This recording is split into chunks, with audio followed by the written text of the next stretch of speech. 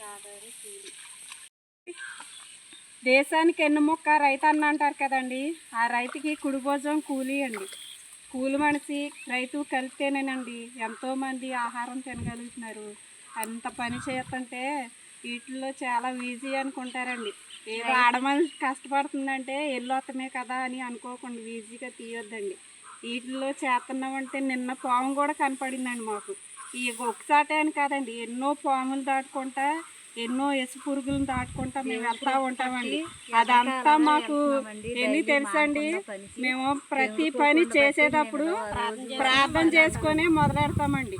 అందుకనే దేవుడు మాకు చాలా కాపుదాలు ఇస్తాడండి. ప్రతి ఎసు పురుగు నుంచి మమ్మల్ని తప్పించుకుంటూ వస్తాడండి. ఆయన కృప లేకపోతే మేము చేయలేమండి పని. వందనాలండి.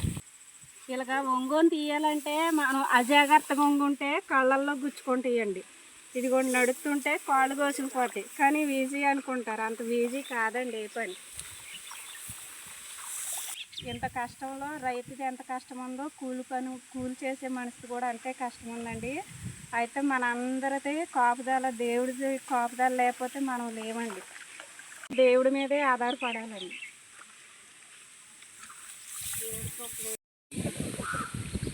మేమైతే ప్రార్థన చేసుకుంటామండి. ఎవరిష్ట దైవాన్ని వారు కలుసుకొని మీరు పని మొదలెట్టుకోండి. దేవుడు అందరికీ కాపుదల ఇస్తాడండి.